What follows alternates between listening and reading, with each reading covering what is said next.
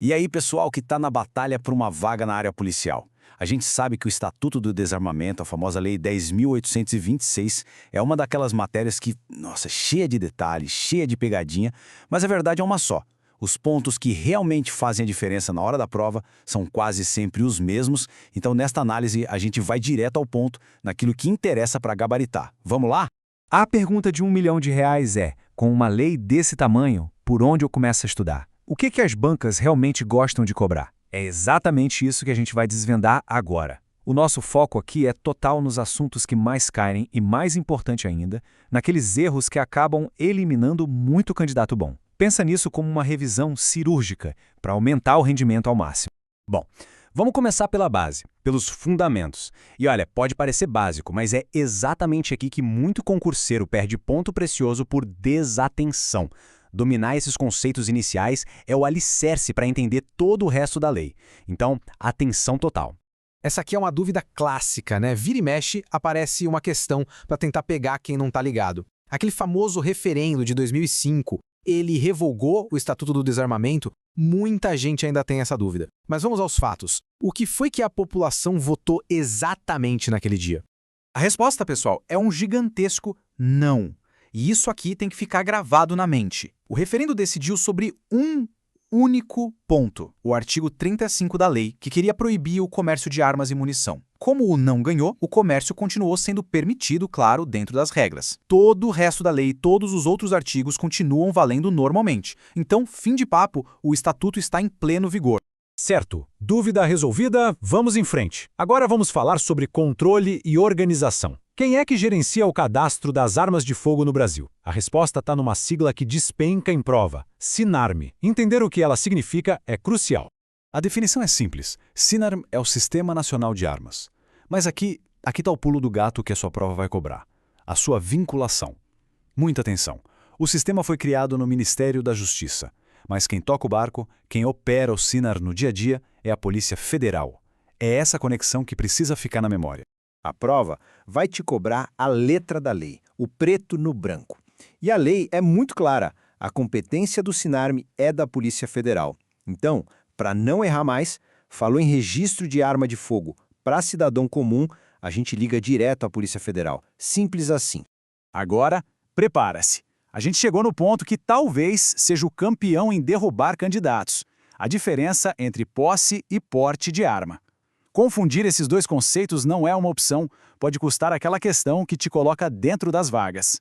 A regra, na verdade, é bem mais simples do que parece. Pensa assim, posse é ter a arma dentro de um local determinado. Pode ser na sua residência ou no seu local de trabalho, desde que você seja o titular ou responsável legal pelo lugar. E atenção para uma atualização importantíssima. Para quem mora em área rural, a posse vale em toda a extensão do imóvel. Já o porte é exceção. É a autorização para andar, para circular com a arma fora desses limites. E agora vem aquela maldade da Bampa, aquela pergunta clássica para testar quem está afiado. Pensa comigo, um caminhão ou um táxi é o local de trabalho do motorista, certo? Então, pela lógica, ele poderia ter a arma ali dentro só com registro de posse, não é? O que será que os tribunais dizem sobre isso? Muita atenção aqui. A resposta, segundo a jurisprudência consolidada, é um sonoro não. Para os tribunais, o interior de um veículo não é considerado residência nem local de trabalho para fins de posse de arma. Portanto, ter uma arma dentro do carro, da cabine do caminhão, mesmo que seja a sua ferramenta de trabalho, exige o porte de arma e não apenas a posse. Isso aqui cai demais em prova, anota aí. Certo. Agora vamos falar sobre o porte funcional. Sabe, aquele que é concedido por causa da profissão da pessoa. E nesse assunto, o Supremo Tribunal Federal, o STF, trouxe mudanças gigantescas, principalmente para a carreira das guardas municipais. A mudança, gente, foi da água para o vinho. A regra antiga, que inclusive ainda está lá escrita na lei, limitava o porte de arma dos guardas com base na população da cidade. Mas o STF chegou e declarou essa restrição inconstitucional. Então, a regra que vale hoje para sua prova é clara. Todos os integrantes das guardas municipais têm direito ao porte de arma, seja em serviço ou na folga, e não importa o tamanho da cidade. Mas não são só os guardas municipais que têm o porte funcional. A lei também dá esse direito para outras carreiras bem importantes, como os agentes da ABIN e do GSI, e também para auditores fiscais e analistas tributários. O detalhe crucial aqui é que, para a maioria deles, o porte é funcional, ou seja, vale apenas durante o exercício da função, quando estão em serviço. Entrando agora na parte pesada, os crimes e as penas. Aqui tem que acender um alerta gigante, porque o pacote anticrime, lá de 2019, alterou pontos muito importantes. E a gente sabe como funciona, né? Se a lei é nova, a chance de cair na prova dispara. E a mudança mais drástica, sem a menor dúvida, aconteceu no crime de tráfico internacional de armas. A lei finalmente reconheceu a gravidade desse crime que alimenta as facções e a resposta foi um endurecimento mas muito severo na punição. A pena não aumentou um pouco, não. Ela simplesmente dobrou. O que antes era uma pena de 4 a 8 anos, agora passou para 8 a 16 anos de reclusão. É um número que tem que estar na ponta da língua, porque a chance de uma questão sobre isso é enorme. Mais um ponto de atenção, pessoal. Uma casca de banana clássica. O Estatuto fala do agente policial que omite sua condição para poder prender alguém em flagrante. Esse é o policial disfarçado. Não dá para confundir com a figura do policial infiltrado, que é algo muito mais complexo, regulado por outra lei, a de organizações criminosas. As bancas adoram fazer essa confusão. E mais uma decisão do STF que mudou o jogo e precisa estar no seu radar. Antigamente, a lei proibia de forma absoluta que alguém preso por posse de arma de uso restrito ou tráfico internacional pudesse responder em liberdade. Era prisão na certa, sem discussão. O STF, no entanto, declarou esse artigo inconstitucional. O que isso quer dizer na prática? Que hoje o juiz pode sim conceder a liberdade provisória nesses crimes, analisando cada caso individualmente. Certo, passamos por vários pontos quentes da matéria. Mas será que o conteúdo ficou bem fixado? Não tem jeito melhor de saber do que com uma questão real, que já caiu em concurso. Vamos ver se a resposta sai fácil.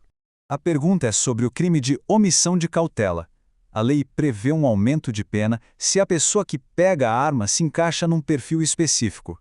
Qual dessas alternativas aí na tela aciona esse aumento de pena? Dá uma pensada rápida.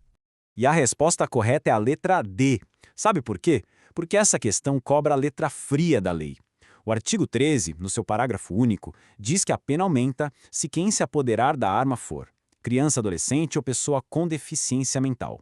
As outras opções não estão escritas na lei. E no direito penal, a gente não pode interpretar a lei de forma ampla para prejudicar o réu. Tem que ser o que está escrito. Para a gente fechar com chave de ouro, uma revisão relâmpago. Se for para levar só 3 coisas dessa nossa análise para a prova, que sejam estas aqui. 1. Sinarme com a Polícia Federal. 2. Posse é uma coisa, porte é outra, e arma no carro é porte. E 3. Guarda Municipal tem direito a porte, ponto final, graças à decisão do STF. E aí, essa análise ajudou a clarear as ideias? Se foi útil, então a missão continua, a preparação não para. Dê uma olhada nos nossos outros vídeos sobre legislação extravagante. Deixe sua sugestão de tema aí nos comentários, se inscreva aqui no canal Serei Nomeado e vamos juntos buscar essa nomeação. Até a próxima!